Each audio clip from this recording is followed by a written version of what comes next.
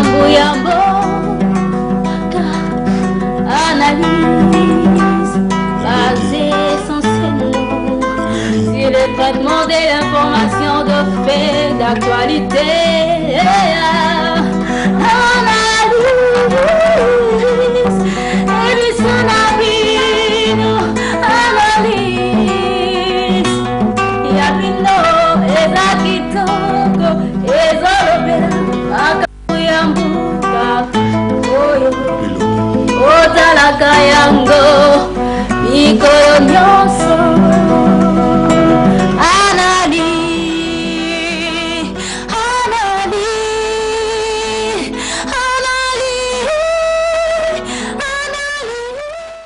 Madame, Monsieur, bonsoir et surtout merci de nous recevoir dans vos maisons dans le cadre de votre magazine Analyse qui va une fois de plus scruter l'actualité en République démocratique du Congo, l'actualité qui est constituée aujourd'hui du dialogue qui fait couler beaucoup d'encre et de salive. Nous parlerons également de l'arrestation du dossier Moïse Katumbi Tchapoué qui se trouve présentement en soins en Afrique du Sud, l'arrêt de la Cour constitutionnelle. Nous parlerons certainement de ce qui se passe à Béni et peut-être vers la fin de cette émission du bilan du Premier ministre Augustin Matata Ponyo. Notre invité de ce magazine ou de l'émission de ce soir n'est autre que Monsieur Yves Kisombe, un visage que vous connaissez, communicateur de la majorité présidentielle et cadre au Parti du Peuple pour la Reconstruction et la Démocratie. Monsieur Kisombe, bonsoir. Bonsoir Madame, Dieu merci Nzob. Ça fait très longtemps que vous êtes passé sur le plateau d'analyse. Comment vous portez-vous? Comment se porte le PPRD? Par la grâce de Dieu, le PPRD se porte très bien. Moi-même aussi, physiquement, mentalement, moralement, je vais bien. Et la longueur du temps qui sépare nos deux dernières rencontres, celle d'aujourd'hui et la dernière en date, double, n'est-ce pas, la joie et le plaisir et l'honneur de vous retrouver, Madame Dieu merci, et les téléspectateurs d'Antenne A. Alors, Monsieur Kisombe, on va directement aller dans l'actualité. Je ne l'ai pas dit en début de l'émission, mais on sait que l'opposition projette d'organiser une marche ce 26 mai et le PPRD paraît être suiviste de l'opposition. Toutes les fois que ces dernières se proposent d'organiser une marche, le PPRD contre-attaque. C'est une nouvelle tactique? Non, pas du tout. Le PPRD, c'est le parti du peuple. C'est le plus grand parti du pays. Et plus que jamais, il est un modèle d'initiative avec la nouvelle direction du parti, Henri Mova-Sakani, un homme de terrain, un homme intelligent, plein d'idées et d'initiatives, et qui l'insuffle d'ailleurs au parti et à tous les militants que nous sommes. Et donc le PPRD ajuste le tir simplement sur la scène politique nationale et bien souvent prend des initiatives. En ce qui concerne l'état de droit, en ce qui concerne la démocratie, le PPRD est, vous le savez, aux avant-postes de la défense de ses valeurs et il va de soi que ceux qui entendent briser le pacte républicain, comme nous le voyons, en refusant l'état de droit, tout en faisant semblant de plaider pour l'état de droit, en violant la Constitution dans leurs idées, tout en affirmant faire de la défense de la Constitution leur cheval de bataille, eh bien tous ces gens-là, il est important qu'ils trouvent une force politique face à eux pour les accueillir. Nous sommes le comité d'accueil des anti-républicains, des anti-nationalistes, des anti-constitutions de la République. Et votre façon de les accueillir, c'est d'organiser des activités concomitantes de manière simultanée, voilà. Subsidiairement, parce qu'en réalité, le PPRD, je vous l'ai dit, est en première ligne des activités. C'est le parti qui est le plus dynamique en ce moment. Il ne se passe pas un jour sans que le parti, à travers le pays, à travers le territoire national, organise des activités politique, citoyenne, patriotique. Mais pourquoi on a l'impression que vous ne le faites que quand l'opposition a donné une date ou a programmé une marche à X ou Y endroit? Non, madame, voyez simplement, depuis l'arrivée d'Henri Mauvat à la tête du parti, c'est tous les jours qu'il y a des activités. Et pour ce qui est, rien que de cette année, les 16 et 17 janvier, vous avez vu les initiatives du PPRD. Chaque vendredi, nous avons un café politique militant pour renforcer, n'est-ce pas, l'intelligence, la vivacité d'esprit des cadres et des militants.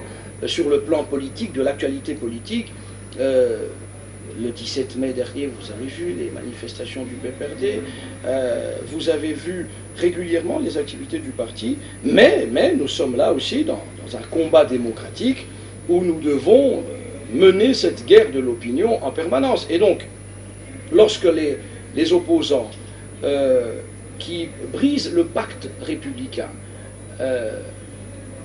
décident donc de mener cette guerre de l'opinion de cette façon, nous devons contre-attaquer, et c'est comme ça que nous sommes le comité d'accueil pour dire non à l'affaiblissement de l'état de droit, dire non au recul des valeurs démocratiques dans notre pays.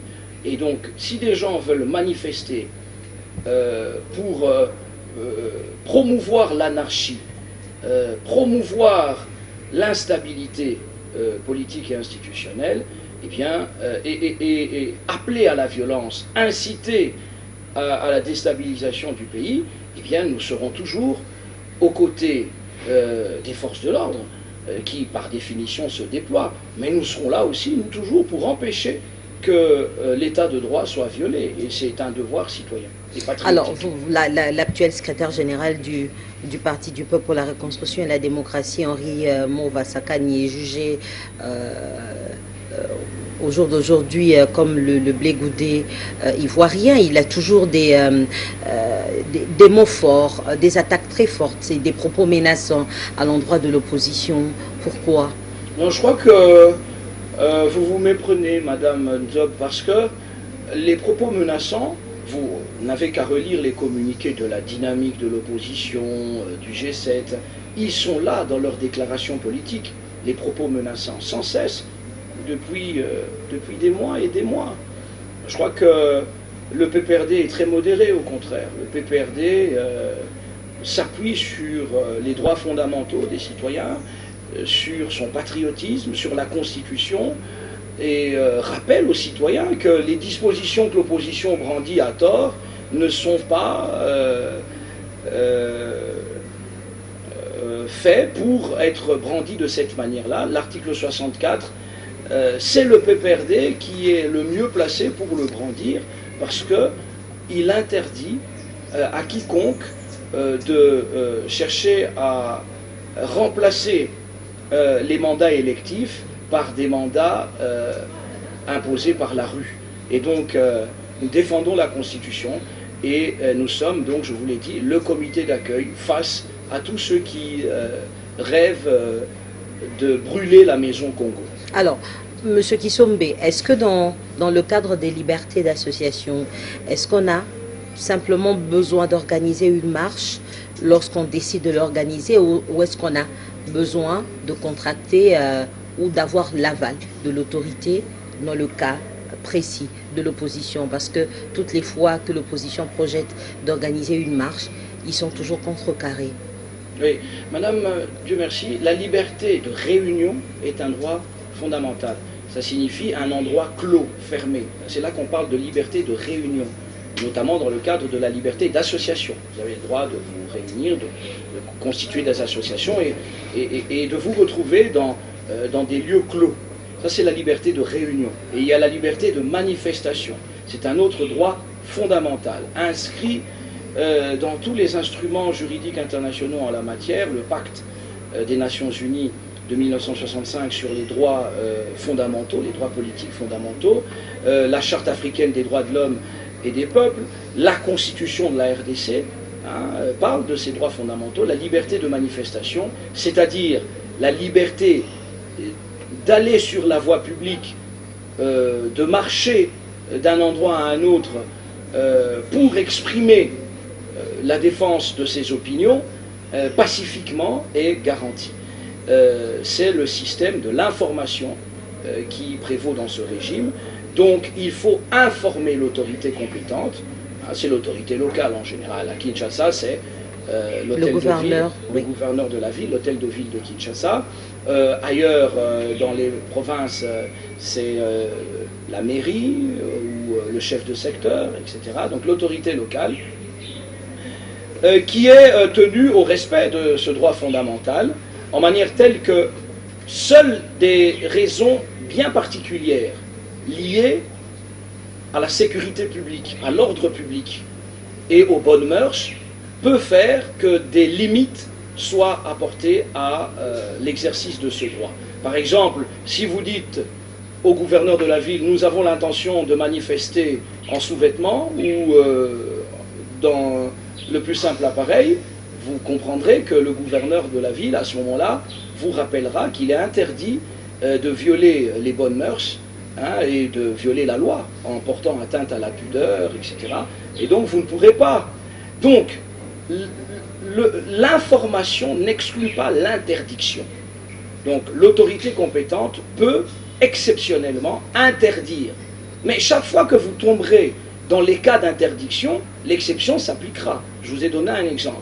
Et donc, par exemple, en période de tension politique, le gouverneur de la ville peut parfaitement interdire toute manifestation pour la ville de Kinshasa devant des sites stratégiques. Vous savez, par exemple, mais il n'en était pas le cas. Il y a quelque temps, il y a une marche qui était prévue à Lubumbashi par le G7, si j'ai encore bonne mémoire, qui a été refusée, pas seulement à Lubumbashi, même à Kinshasa, mais pendant ce temps-là, il y a la majorité présidentielle qui, comme d'habitude, suivait l'opposition, a tenu son meeting, je me rappelle, à la place échangeur. Apparemment, il y a une politique de 2 poids 2 mesures finalement. Non, madame, moi je ne suis pas de l'école de l'injustice. Je suis pour la liberté, pour les droits fondamentaux, parce que c'est la condition de la vie stable de la société. C'est une condition sine qua non de la paix sociale.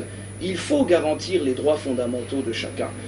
Et donc, l'interdiction qui est tout à fait prévue et justifiée ne doit pas devenir la règle. Il ne faut pas vider la substance du droit de manifestation, de la liberté de manifestation, en érigeant l'interdiction en règle, n'est-ce pas? Mais j'expliquais simplement qu'il y a des cas où, dans cet apprentissage de la démocratie, les autorités compétentes sont amenées, comme à Kinshasa, à interdire des marches, à refuser des marches ou à discuter, comme ça se fait généralement avec les organisateurs, sur les modalités pratiques. Comme en dernière date, je crois que le gouverneur Kimbuta a invité les organisateurs de cette marche projetée du 26 mai de l'opposition pour voir comment les choses peuvent se passer. Mais la vôtre partirait d'où? Non, ce que je dis, c'est que les autorités ont aussi eu bien souvent à refuser à la MP, au PPRD, des marches. Ça s'est fait. Les références sont là. Oui, mais donc, si on devrait s'en tenir aux statistiques, non, peut-être parce que c'est pas moins que pour l'opposition. Non, j'en suis pas sûr. Peut-être parce que l'opposition ne donne pas toujours toutes les garanties de son esprit démocratique. Si c'est pour manifester pacifiquement, je pense qu'il n'y a pas de problème. Mais il y a des périodes où la sécurité, l'ordre public peuvent être plus en danger, plus menacés qu'à d'autres. Par exemple, je dis, avec la tension politique qu'il y a, le processus électoral, etc., les autorités peuvent estimer mais qu'il justement, n'est pas bon de manifester. Monsieur Kisombe, mais là, il y a déjà une tension politique. Mais est-ce que ce que vous faites avec l'opposition, ce n'est pas une sorte de provocation de votre part, de la part de la majorité présidentielle, par rapport à la marche du 26 mai? Mais non, nous devons insérer les choses dans le cadre de la liberté de chacun. Là où notre liberté s'arrête, c'est là où celle de l'autre commence. Si vous avez prévu de manifester tel jour et que les autres sont inspirés par votre initiative, je parle de manière générale, il n'y a rien d'antidémocratique là-dedans. Ce qui est certain, c'est que le PPRD a le sens de l'initiative. Le PPRD n'a pas projeté de marche le 26 à proprement parler, mais le PPRD soutient l'ordre républicain.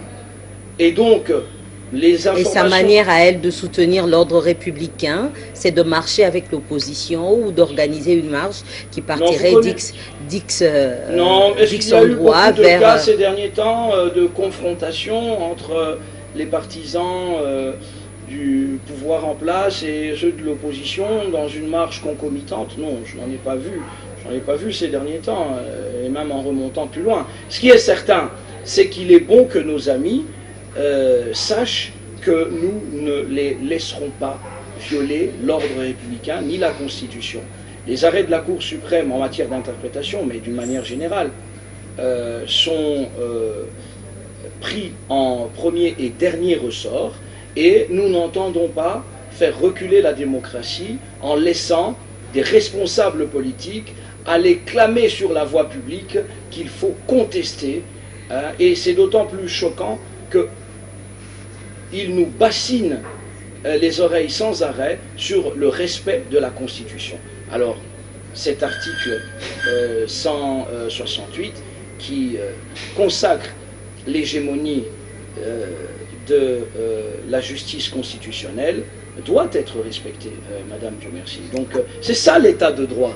Et pour cela, le PPRD constituera toujours un comité d'accueil pour avoir en face de lui ceux qui oseraient ainsi chercher à déstabiliser les institutions et l'ordre démocratique et constitutionnel. Alors, M. Kissombe, parlons du dialogue. Et tout citoyen, si je peux ajouter, tout citoyen a le devoir on va avancer, de faire échec. On va avancer, on a plusieurs sujets oui, sur lesquels nous devons débattre. M. Kissombe, le dialogue tarde à venir. Jusqu'à ce jour, qu'est-ce qui bloque finalement? Vous ne parlerez pas de l'UDPS. Ah mais si, c'est l'opposition qui bloque, vous le savez.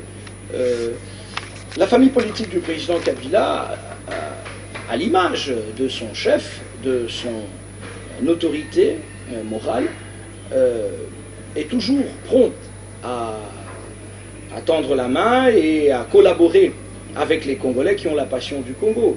Donc le blocage ici, vous le savez, le président de la République a pris cette ordonnance il y a belle lurette, au mois de novembre 2015.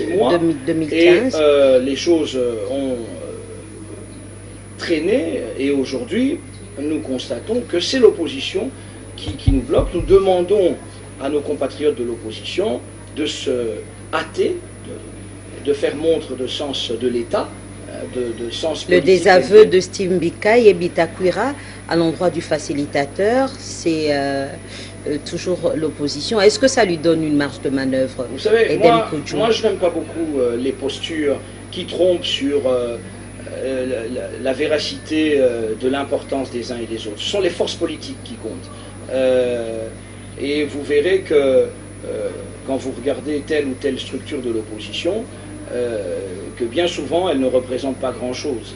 Hein, c'est un nombre réduit de députés qui incarnent la force politique réelle de ces mouvements, etc. Donc moi je crois que quand vous parlez de... Vous les considérez, vous, comme de l'opposition? Oui, ils sont de l'opposition, mais je pense que... Ou une opposition proche de la majorité présidentielle? Non. Une opposition proche de l'idée que le dialogue est incontournable et nécessaire. C'est là notre proximité, je pense que c'est une proximité patriotique. Mais je ne veux pas faire de leur position une condition de réalisation de nos objectifs, parce que, vous savez, il faut être modeste, hein, faut être modeste. Je ne vois pas, même si je me satisfais de leur soutien au dialogue, je ne vois pas ce que Kissombe, ce que Bitakwira ou Likai peuvent représenter comme... Ils voudraient peut-être accéder au comité préparatoire du PPRD. Non, on a l'impression qu'il y a un blocage qui est en train de se faire. Moi, je leur donne tort là-dessus, c'est mon point de vue personnel. Je pense qu'ils doivent faire montre d'un peu de souplesse aussi. Le comité préparatoire, ça n'est pas l'objectif final du dialogue. Hein, venir au dialogue ne signifie pas nécessairement passer par le comité préparatoire. Soyons quand même responsables. Je pense qu'ils en font un peu trop et donnent une mauvaise impression à la population en faisant croire, involontairement peut-être, que le pouvoir se partagerait au niveau du comité préparatoire. Si vous étiez à leur place, vous pensez que vous réfléchiriez différemment? Non, moi à leur place, je m'inclinerais, c'est mon point de vue.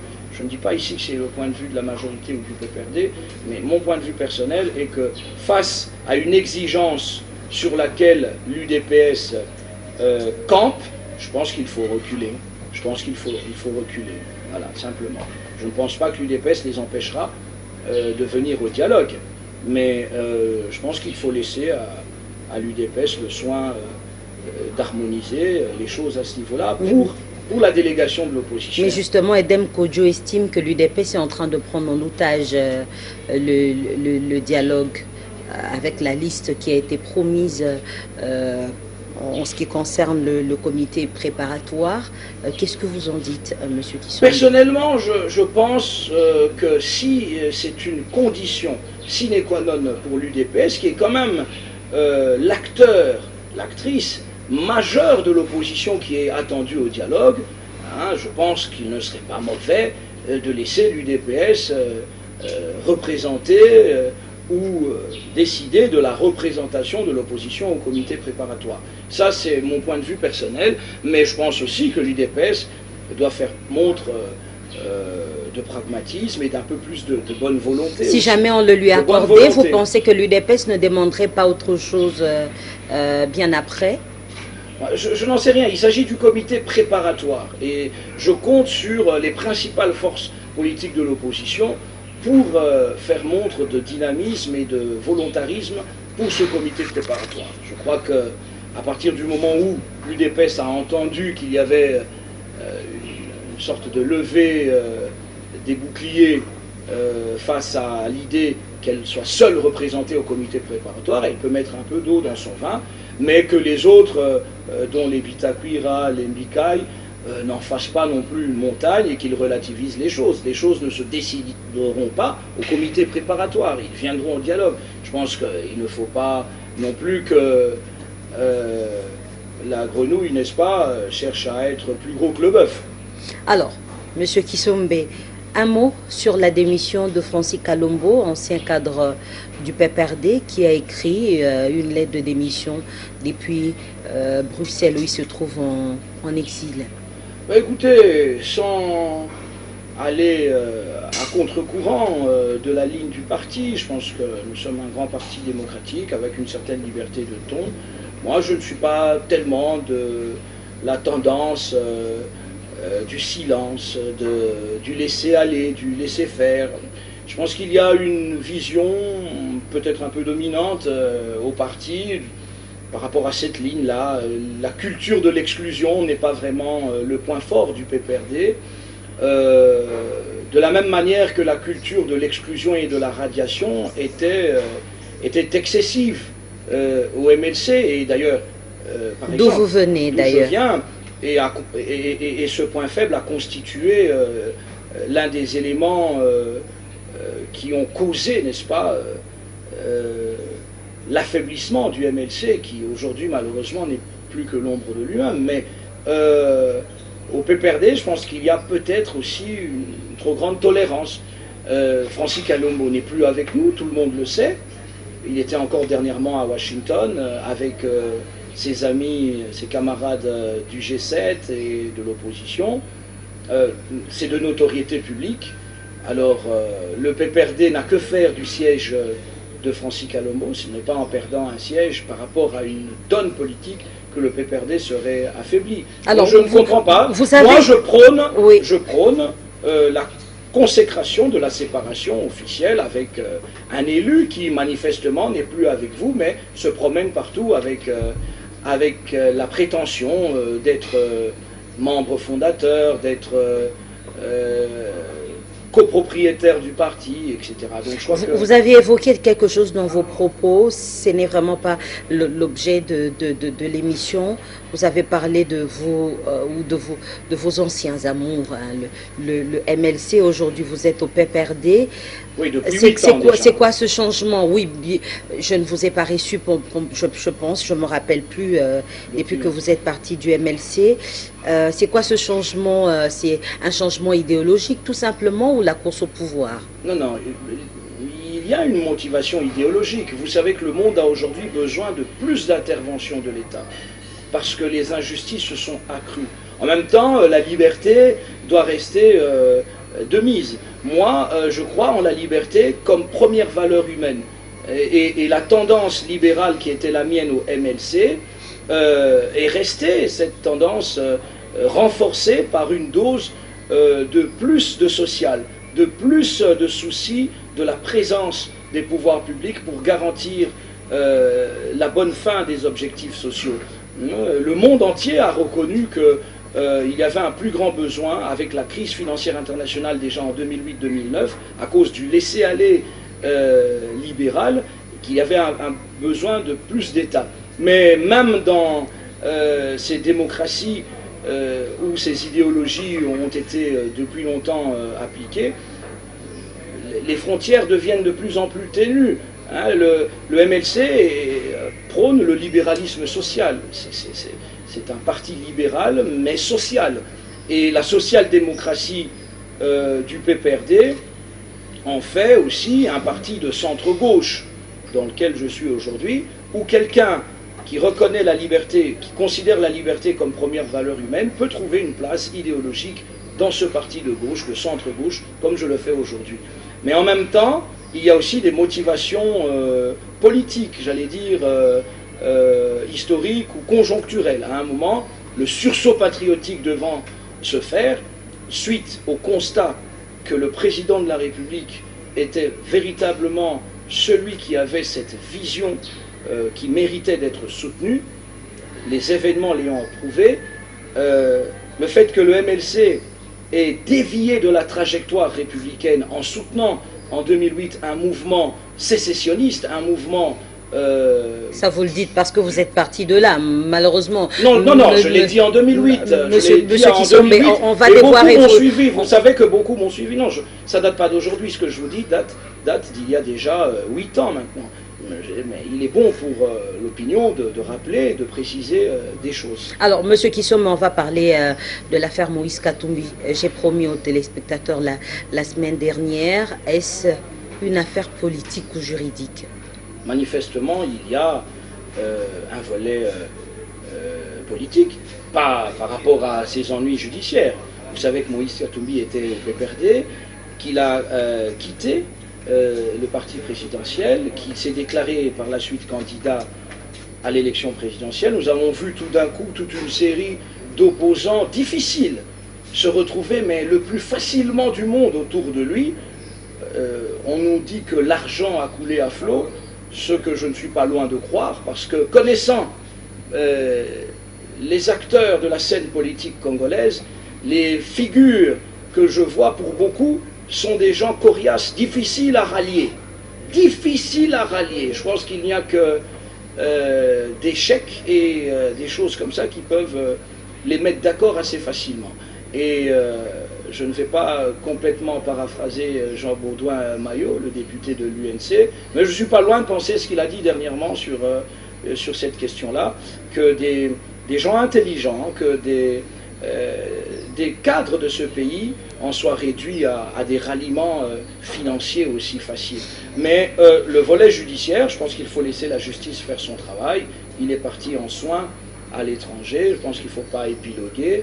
Mais il est inculpé. Mais est-ce que vous pouvez donner votre point de vue par rapport à toute cette ambiance qui a régné durant l'instruction de ce dossier? Je pense que c'est une faute d'ameuter la population pour se rendre à une convocation de la justice. Ce n'est pas citoyen, ce n'est pas civique. Est-ce que c'était la personne qui a appelé la population à le suivre, absolument, ou simplement son aura politique? Non, toute la mise en scène a bien montré que Moïse Katumbi a orchestré le soutien de ses électeurs de Lubumbashi. Sinon, il aurait clairement manifesté son intention de se rendre seul avec ses avocats au palais de justice, à l'office du procureur général de la cour d'appel là-bas. Donc je crois qu'il suffisait d'un mot envers ses partisans, mais je pense que tout a été bien arrangé par son entourage pour que ça soit le cas. C'est une faute sur le plan citoyen, sur le plan républicain.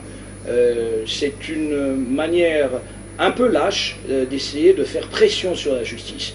Je ne pense pas qu'il ait eu raison de le faire, puisque ça n'a pas empêché le parquet de l'inculper, pour atteinte à la sécurité intérieure et extérieure. Alors lui, il a été mappé par la justice, mais il est libre, on l'a dit, en soins en Afrique du Sud. Est-ce que, quelque part, ce n'est pas une contradiction de notre justice?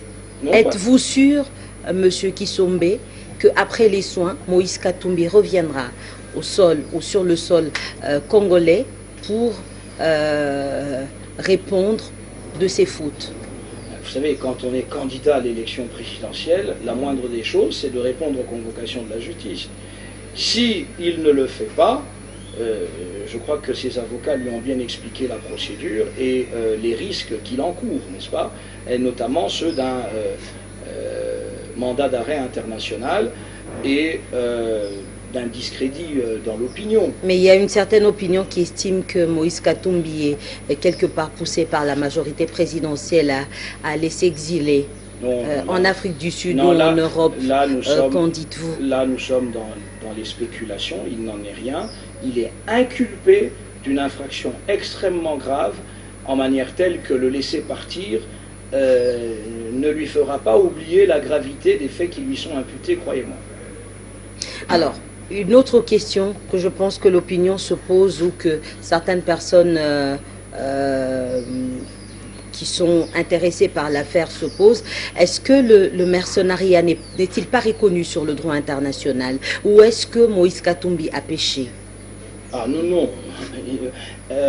Recruter des mercenaires pour déstabiliser les institutions, d'abord recruter des hommes qui s'équipent en armes en dehors de la loi, c'est en soi une infraction, c'est attenter, c'est porter atteinte, allais-je dire, à la sécurité nationale, ça va de soi. Dès que vous portez une arme ou vous faites venir quelqu'un que vous armez, madame, sans en avoir l'autorisation, vous pensez bien que le port illégal d'armes est une infraction. Et lorsqu'il y a un mouvement plus large, et que vous avez des ambitions politiques non dissimulées, et qu'il y a des réalités dans l'ex-Katanga, vous pensez bien qu'il est tout à fait interdit par la loi de faire activer le phénomène du mercenariat. Le mercenariat est illégal. Encore que lorsque ce sont les autorités publiques, les pouvoirs publics qui font appel à des forces étrangères, qui font appel à des anciens militaires éventuellement, là il y a bien sûr le couvert de l'autorité publique, et ça n'a rien à voir avec ce qui est interdit, c'est ce genre d'activité principalement dans la sphère privée. Vous ne pouvez pas faire cela, c'est cela l'atteinte à la sécurité. Les institutions de la République ont le monopole, donc l'État, voulais-je dire plus précisément, a le monopole de l'utilisation, du recours à l'utilisation, au maniement, au trafic, au sens large du terme, à la circulation des armes, et pas les individus, à titre particulier.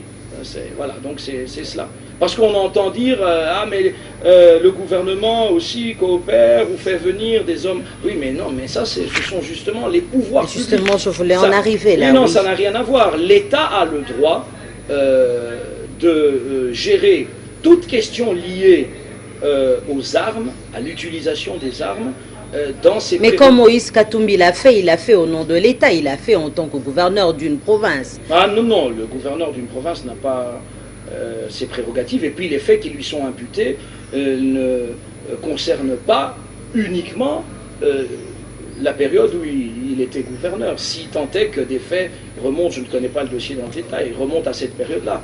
Il y a, si je ne m'abuse, des faits liés à son comportement depuis qu'il a quitté le gouvernorat de Lubumbashi. Mais je ne voudrais pas donner une importance exagérée à la situation de Moïse Katumbi, parce qu'il faut quand même rappeler que c'est un leader local, ce n'est pas encore un leader national. Alors nous parlons du Congo, je ne voudrais pas, sinon je préfère parler de Kinshasa et du Bas-Congo, dont je suis plus proche, parce que sur le plan local, ce qui se passe dans le Haut-Katanga, que j'aime beaucoup, où j'ai beaucoup d'amis, ne me concerne pas directement sur le plan local. Moïse Katumbi, c'est un élu de Lubumbashi, c'est un leader local. Donc, si vous me parlez d'Étienne Tshisekedi, qui est un leader national, le plus populaire d'ailleurs après Joseph Kabila, là je veux bien. Là je veux bien. Nous parlerons...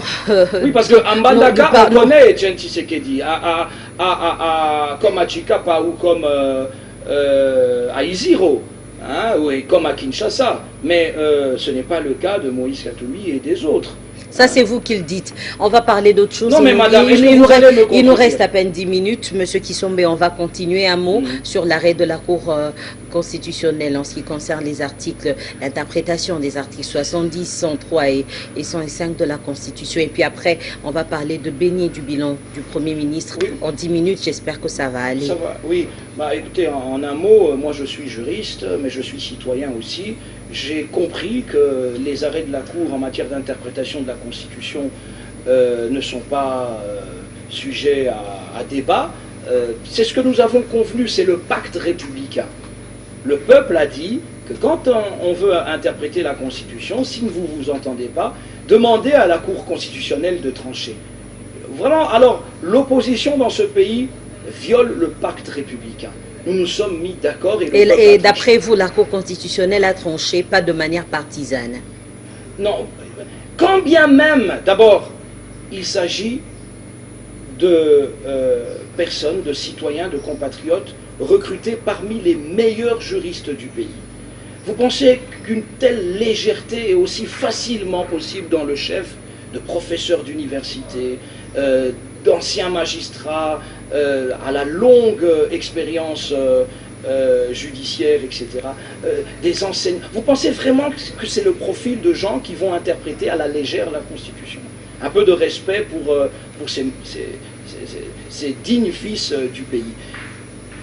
Même si ils avaient, allez, par rapport à la Constitution comme telle, ici ou là, mal interprété la Constitution, nous nous sommes mis d'accord que personne d'autre ne peut venir dire le contraire. Sinon, nous sortons du pacte républicain.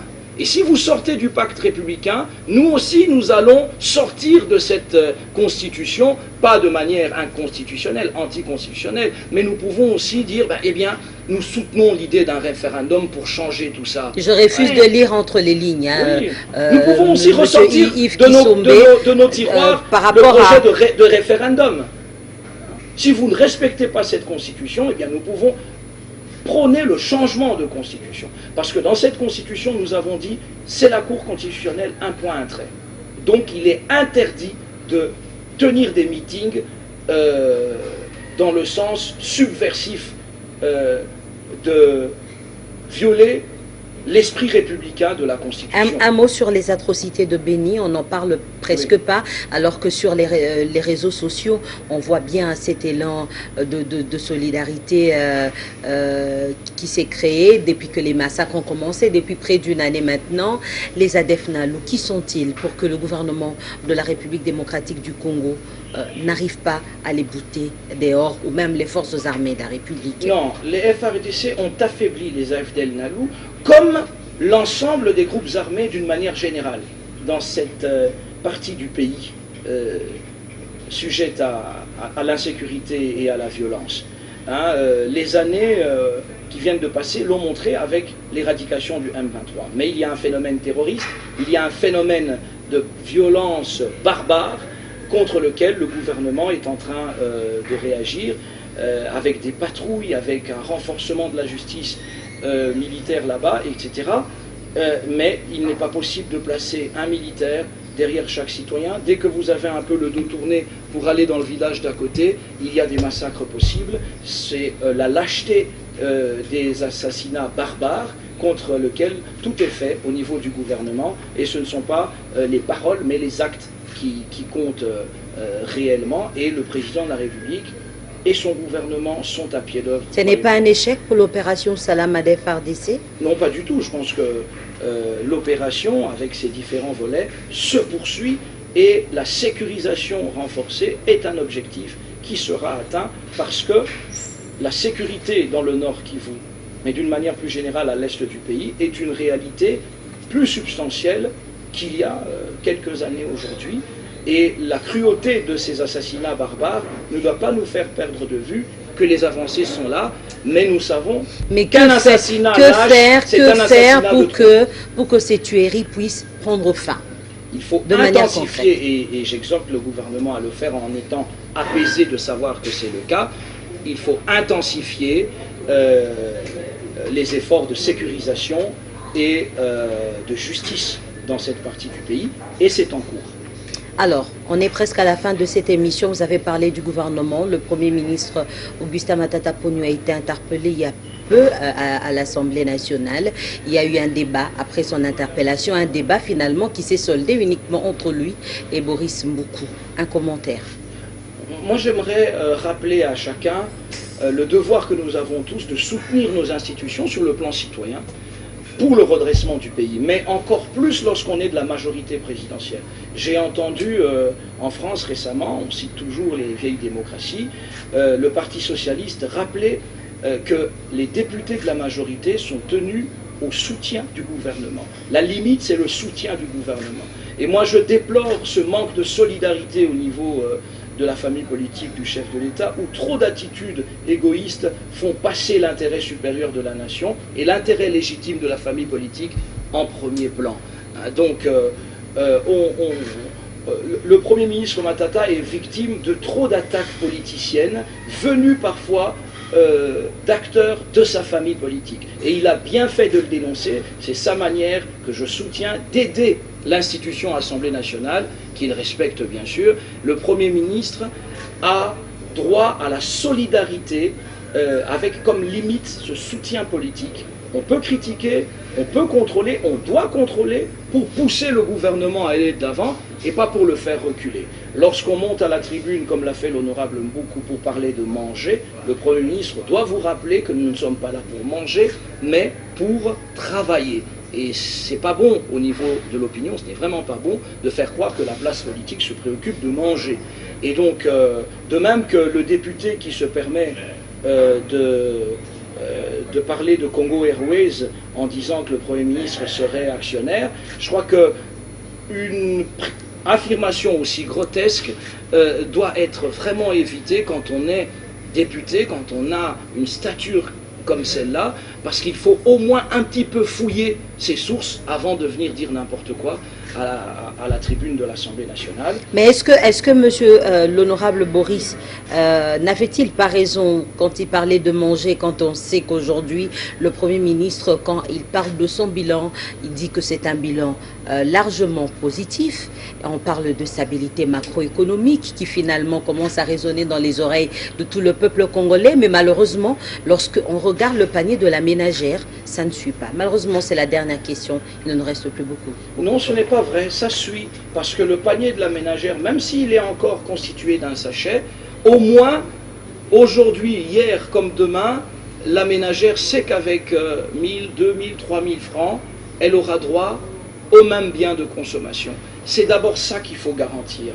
Maintenant, le Premier ministre, le gouvernement n'ont pas dit que la panacée a été Pourtant, ce n'est pas le cas. Il y a eu hausse des prix des denrées de première nécessité dans le pays. C'est vrai qu'ils sont en train de revoir à la baisse, mais on n'en est pas encore arrivé là. Oui, parce qu'il y a une conjoncture internationale indépendante de notre volonté qui frappe plus durement des pays comme le Nigeria, comme le Ghana ou la Côte d'Ivoire, des pays comme l'Arabie Saoudite, qui sont des pays riches de pétrole, et bien, qui aujourd'hui sont sous perfusion du FMI, pendant que nous, notre propre capacité d'encaisser, d'amortir le choc, grâce à la rigueur du gouvernement de la République, du gouvernement de Joseph Kabila, et au pilotage de Matata Ponyo qui a été placé là pour cela, eh bien nous avons eu une inflation de 3%, là où ailleurs c'est 20%. Donc nous avons protégé le peu de pouvoir d'achat que nous avons réussi à ramener au peuple congolais, parce qu'il faut vous rappeler que ce pouvoir d'achat était du vent il y a 20 ans. Et donc nous progressons, mais comme la vie est encore difficile, aujourd'hui on ne sait pas bien le reconnaître, mais demain je sais que les Congolais rendront hommage à Matata Ponyo, au chef de l'État, bien sûr, parce que c'est son gouvernement, pour ses réalisations qui paraissent aux yeux de beaucoup insignifiantes, mais surtout aux yeux des hommes de mauvaise foi. Merci, Monsieur Kisombe, d'avoir répondu à notre invitation. Je rappelle que vous êtes communicateur de la majorité présidentielle et cadre du PPRD. Nous avons discuté avec vous sur un certain nombre de sujets, notamment le bilan du Premier ministre, comme on l'a dit tantôt, le dialogue inclusif tant attendu, l'arrêt de la Cour suprême de justice, l'affaire Moïse Katumbi, mais également les atrocités de Béni. Merci à vous tous qui avez pris le plaisir de nous suivre dans vos maisons. Nous osons espérer vous retrouver la semaine prochaine pour un autre numéro d'analyse. Entre-temps, portez-vous bien et très bonne suite des programmes sur votre chaîne. Bonsoir.